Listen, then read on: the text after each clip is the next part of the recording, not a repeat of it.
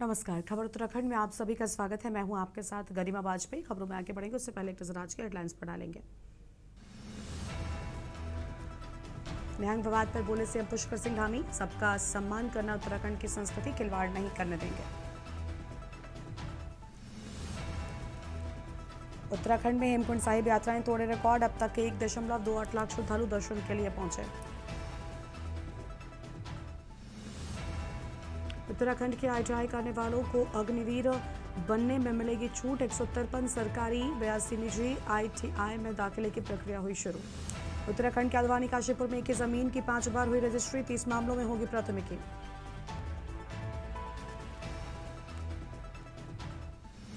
उत्तराखंड में ट्रैकिंग रूटों की पहली बार होगी मैपिंग, पर्वतारोहियों की लोकेशन का लग सकेगा पता। उत्तराखंड के 5 जिलों के सरकारी स्कूलों की होगी मिड डे मील की जांच, मदरसों में मिला था फर्जी नामांकन। आप देख रहे हैं के न्यूज, खबरों का सारथी। रुक करते हैं खबरों की ओर। हरिद्वार से खबर है। अवैध अतिक्रमण पर बुलडोजर, रेलवे भूमि पर कब्जा कर बनाई गई हैं सैकड़ों झुग्गियां।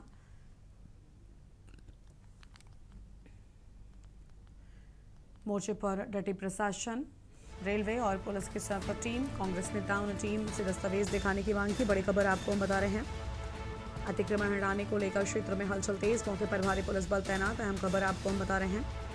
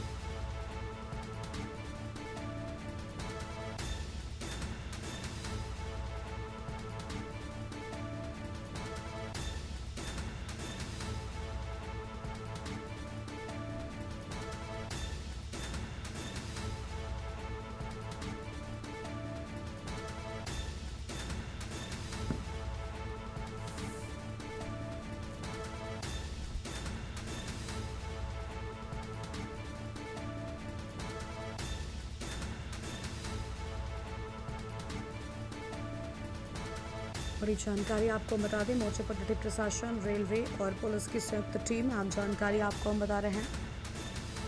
कांग्रेस नेताओं ने टीम से दस्तावेज दिखाने की मांग की।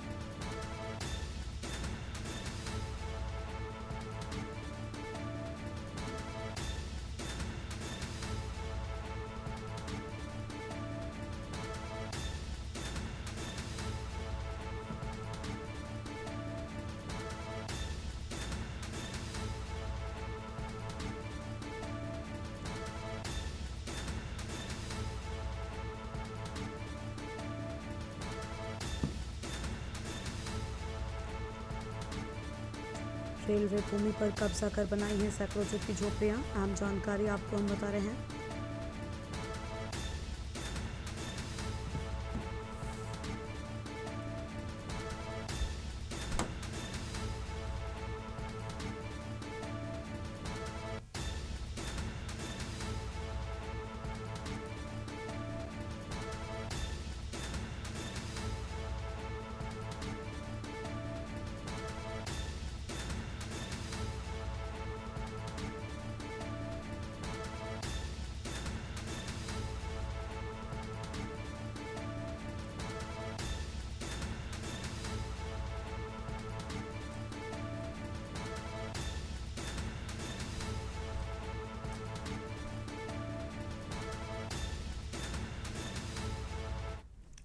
आगामी मानसून सीजन को देखते हुए जनपद चंपावत में जिला प्रशासन पूरी तरीके से अलर्ट हो गया है और जिलाधिकारी मनीष कुमार ने विभिन्न विभागों के अधिकारियों के साथ संयुक्त बैठक कर आपदा प्रबंधन की तैयारियों की समीक्षा की है और संभावित आपदाओं से प्रभावी ढंग से निपटने के लिए आवश्यक दिशा निर्देश भी जारी किए हैं।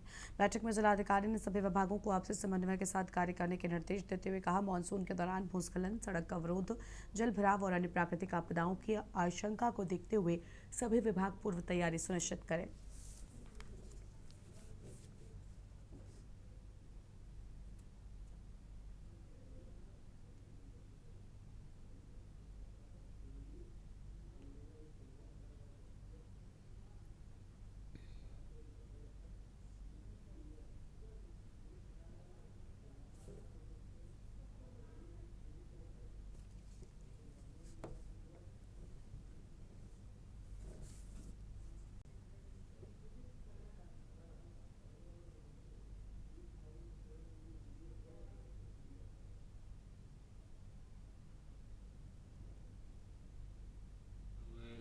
स्वयं के स्तर पर एक बैठक की गई थी और उसमें दिशा निर्देश दिए गए थे।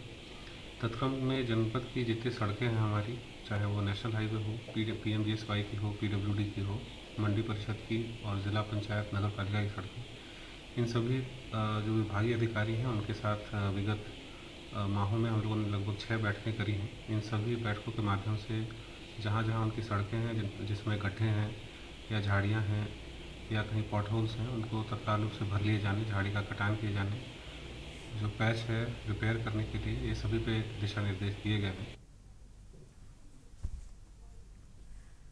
पौड़ी में मध्याह्न भोजन योजना से जुड़ी भोजन माताओं ने सीटों से समृद्ध भोजन माता कामगार यूनियन के बैनर तले प्रदर्शन कर अपनी विभिन्न मांगों को लेकर सरकार के खिलाफ आवाज बुलंद की है। भोजन माताओं ने अपर जिलाधिकारी FR चौहान के माध्यम से मुख्यमंत्री को ज्ञापन भेजा है। प्रदर्शन के दौरान भोजन माताओं ने जून माह का लंबित वेतन जारी करने, न्यूनतम मानदेय 18,000 करने, सेवानिवृत्ति के बाद पेंशन और ग्रेच्युटी की व्यवस्था लागू करने की मांग उठाई।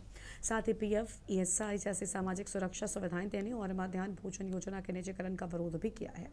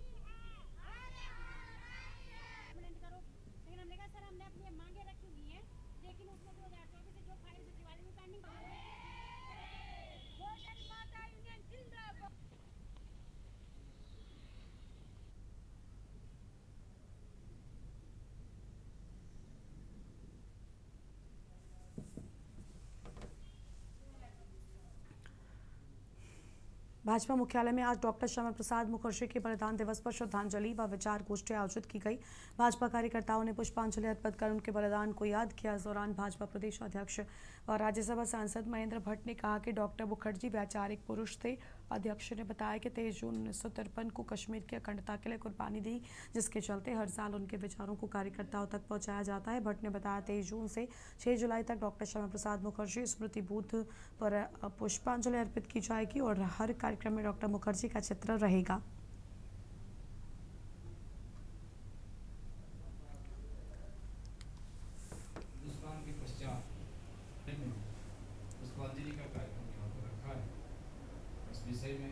डॉक्टर श्यामा प्रसाद मुखर्जी हमारे वैचारिक पुरुष हैं। 23 जून 1953 में कश्मीर की अखंडता के लिए उन्होंने कुर्बानी दी। तब से हर वर्ष लगातार हम लोग उनके विचारों को लेकर कार्यकर्ताओं के बीच में जाते हैं। और इस बार 23 जून से 6 जुलाई तक डॉक्टर श्यामा प्रसाद मुखर्जी स्मृति बूथ पर डॉक्टर मुखर्जी जी को पुष्पांजलि अर्पित की जाएगी।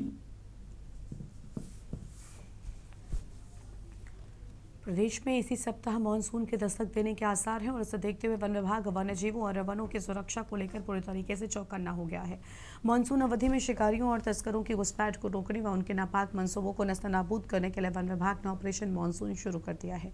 तराई के जंगलों की बात करें तो हल्द्वानी वन प्रभाग का एक बड़ा हिस्सा उत्तर प्रदेश से लेकर नेपाल सीमा तक सटा हुआ है। संवेदनशीलता को देखते हुए टीएफओ कुंदन कुमार ने सीमावर्ती क्षेत्रों में हाई अलर्ट जारी कर दिया है।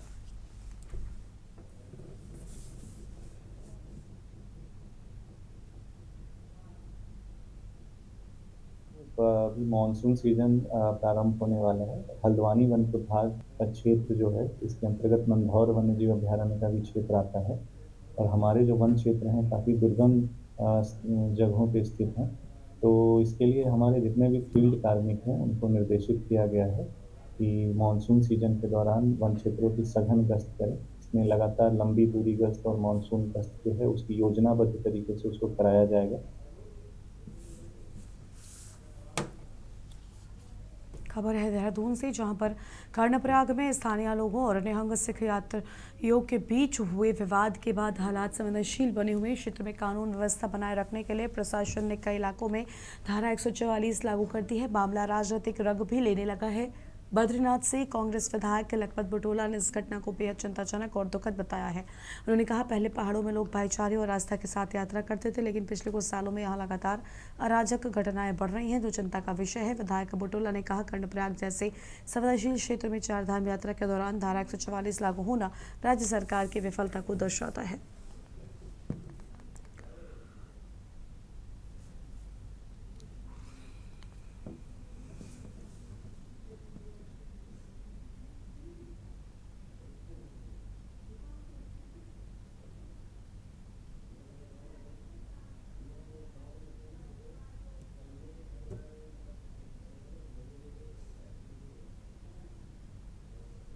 बहुत ही चिंताजनक, अफसोस और दुखदायी घटना है। कहना पड़ रहा मुझे कि क्योंकि आप जानते कि श्री वैकुंठ धाम मेरी विधानसभा में और पवित्र हेमकुंड साहिब मेरी विधानसभा में, और लोग आज से पहले बड़े भाईचारे से, सौहार्द से, प्रेम से, आस्था से इस क्षेत्र की यात्रा करते थे और आस्था के साथ साथ लोग इस प्रदेश की अपनी खुशहाली के साथ आज की खुशहाली की बात करते थे।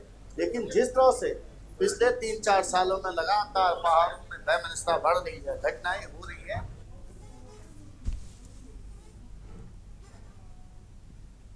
खबर है देहरादून से, जहां उत्तराखंड विधानसभा चुनाव की तैयारियों के बीच एक बार फिर से हिंदुत्व और विकास को लेकर सियासत गर्मा गई है। आरोप प्रत्यारोप के इस दौर में यूकेडी ने भाजपा और कांग्रेस दोनों पर निशाना साधा है। आपको बता दें कि यूकेडी के केंद्रीय अध्यक्ष सुरेंद्र कुकरेती ने कहा कि अगर दोनों प्रमुख दलों ने राज्य में विकास के काम किए होते तो आज उन्हें धर्म और हिंदुत्व जैसे मुद्दों का सहारा लेने की जरूरत नहीं पड़ती। उन्होंने कहा कि राजनीतिक दलों को जनता के बीच विकास के एजेंडे पर वोट मांगना चाहिए, जबकि अंतिम निर्णय जनता को करना है।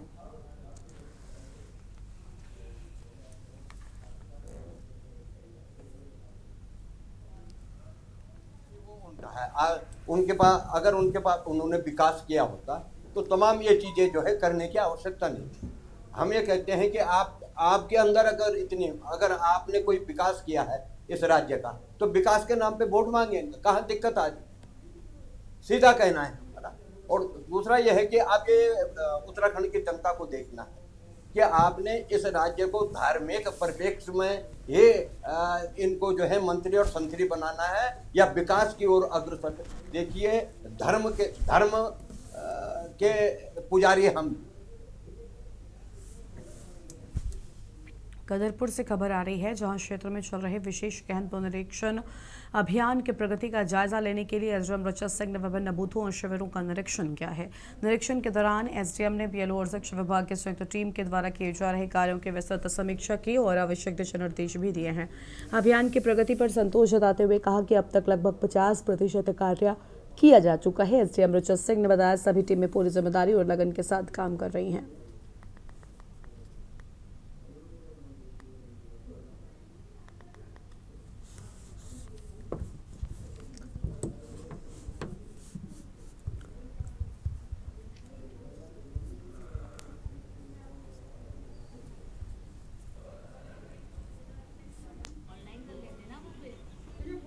कोई कमी नहीं निकल रही है, क्योंकि जो हमारा SIR का काम हो रहा है प्रत्येक बूथों पर और फील्ड में जाकर जो हमारे BLO उनके साथ जो शिक्षा विभाग से अधिकारीगण लगे हुए हैं, जो टीचर्स लगे हैं, वो टीम एक काम कर रही है, तो उसको देखने के लिए कि इन लोगों को कहीं कोई समस्या नहीं आ रही है, इनकी प्रगति क्या है पूरे क्षेत्र में। इसमें आज तहसील की टीम भ्रमण कर रही है, उसी क्रम में मैंने ये बूथ देखा है। तो अभी इनका काम है, अच्छा काम इनका चल रहा है, इनका 50% काम लगभग इनका होने वाला है। इस प्रगति के लिए ही निरीक्षण हो रहा है और मेरी लोगों से अपील है कि वो जो BLO उनसे डॉक्यूमेंट मांग रही है, जो उनके पास जो डिटेल है वो उनको उपलब्ध करा दे, जिससे शीघ्रता से इस कार्य को पूर्ण किया जा सके।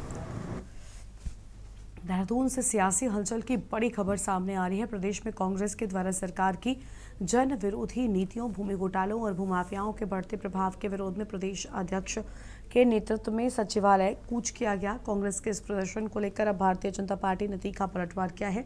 भाजपा प्रदेश प्रवक्ता हनी पाठक ने कांग्रेस पर गंभीर आरोप लगाते हुए उनके शासनकाल पर सवाल खड़े किया। हनी पाठक ने कहा, कांग्रेस को अपने कार्यकाल में हुए कथित अवैध खनन और जमीनों पर कब्जों का जवाब देना चाहिए। उन्होंने आरोप लगाया कि उस समय कांग्रेस की चुप्पी इसलिए थी क्योंकि सभी कार्य सरकार के संरक्षण में हो रहे थे।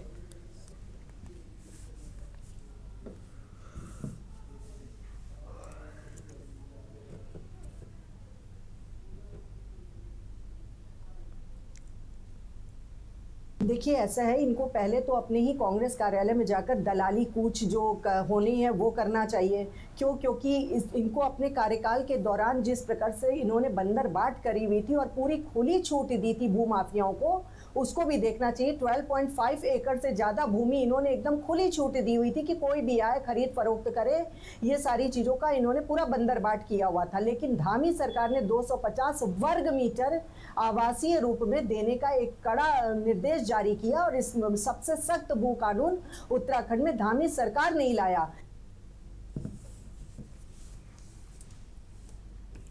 देहरादून में आयोजित समाधान दिवस के दौरान जिलाधिकारी डॉक्टर आशीष चौहान ने जन समस्याओं को गंभीरता से सुना है। इस दौरान कुल 146 शिकायतें दर्ज की गई हैं, जिन पर टीम ने संबंधित अधिकारियों को त्वरित और प्रभावी कार्रवाई के निर्देश दिए हैं।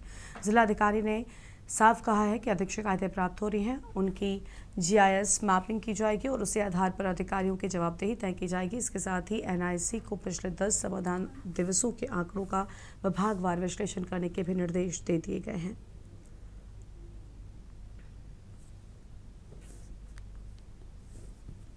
आज लगभग 145 रजिस्टर्ड शिकायतें आई हैं और वेरियस टाइप्स की शिकायतें थी, जिसमें लोगों के प्रॉपर्टी डिस्प्यूट भी थे, बाउंड्री डिस्प्यूट थे या इससे रिलेटेड, इसके अलावा भी कई अन्य किस्म की शिकायतें, और उनमें से कई सारी शिकायतों का वहीं पे निस्तारण करने का भी हम लोगों ने उसे इंश्योर किया था कि कुछ शिकायतें मौके पे ही निस्तारित हो गई और बाकी शिकायतों के शीघ्र निस्तारण के लिए संबंधित अधिकारियों को निर्देशित किया गया।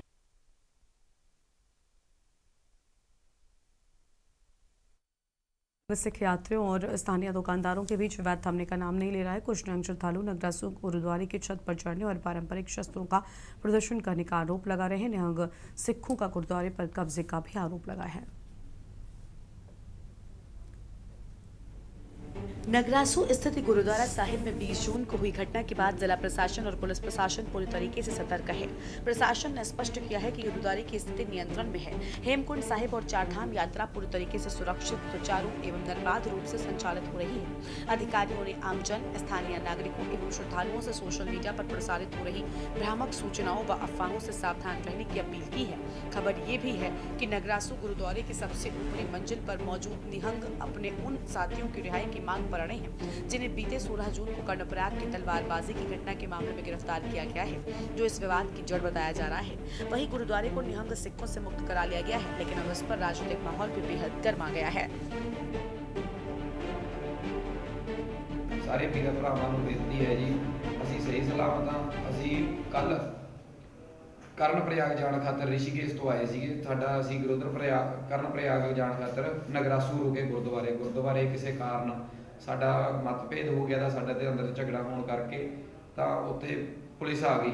ਠੀਕ ਹੈ ਜੀ, ਉਹਨੂੰ ਸਾਨੂੰ ਲੱਗਿਆ ਕਿ ਇਹ ਸਾਡੇ ਕਾਰਨ ਆਈ ਹੈ ਜੀ, ਤੇ ਇਸ ਕਾਰਨ ਕਰਕੇ ਅਸੀਂ ਉੱਪਰ ਮੋਰਚਾ ਕੱਢਤਾ ਜੀ, ਅਸੀਂ ਬੁੰਗਾ ਲਾ ਲਿਆ ਆਪਣਾ।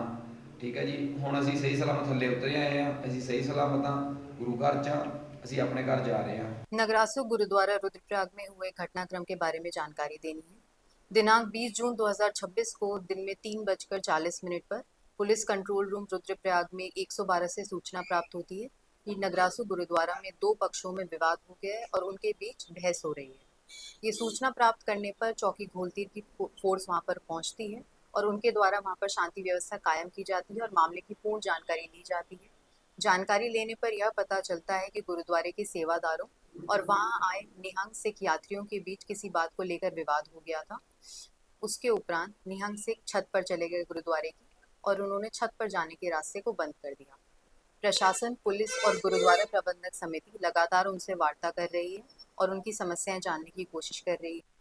जी, निश्चित तौर पर जो आज हमारा प्रदेश कहीं ना कहीं असंतुलन की स्थिति में है और जिस प्रकार की घटनाएं लगातार हो रही है, हमारे प्रदेश के जो मुख्यमंत्री है वो कहीं ना कहीं अल्मोड़ा या अन्य जगहों में जो मुख्य जिहाद की वो बातें करते हैं उसमें बिजी हैं। लेकिन दूसरी तरफ हमारा प्रदेश जो सुलग रहा है, यहाँ के युवा भी कहीं ना कहीं धैर्य साधे हुए हैं और जो घटनाएं हो रही है, जिस प्रकार से निहंगों ने गुरुद्वारा को वहां पर कब्जा किया और कर्णप्रयाग की जो घटना हुई और अन्य प्रदेशों से जो सिख बंधु है वो भी कहीं ना कहीं उत्तराखंड के लोगों के लिए अनाप शनाप जो कह रहे हैं, तो हमारा कहना है कि इस प्रकार से आप देवभूमि को इतने हल्के में ना आके हमारी मातृशक्ति, चाहे तिरु रौतेली की बात करें, कर्णावती की बात करें या अन्य लोगों ने, हमारे माधो सिंह भंडारी ने यहाँ पर पहाड़ों में हर समय माकूल जवाब, जो जितने भी दुश्मनों ने यहाँ पर कब्जा करने की कोशिश की उनको जवाब दिया। पूरे प्रदेश में कानून व्यवस्था ध्वस्त है, माफियाओं का राज है, चाहे भू माफिया हो, चाहे खनन माफिया हो, चाहे राज्य के अंदर महिलाओं के खिलाफ अपराध के मामले हो। पूरे प्रदेश के अंदर जो स्थितियां इस समय हैं,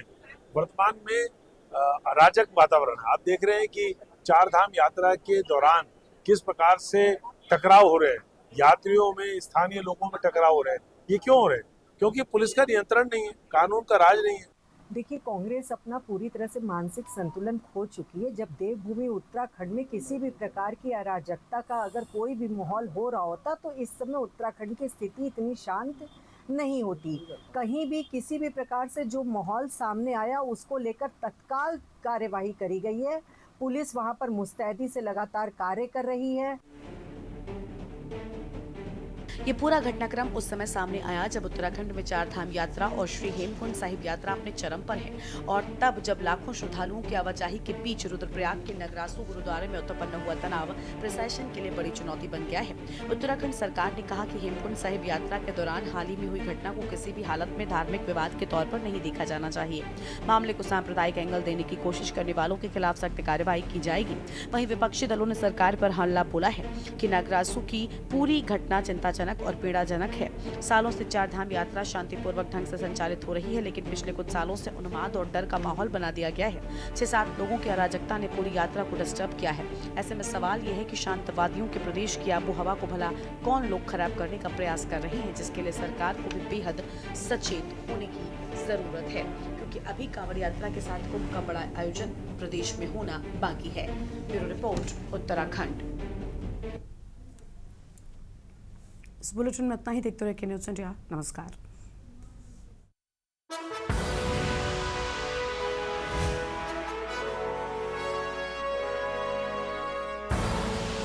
आप देख रहे हैं के न्यूज़, खबरों का सारथी।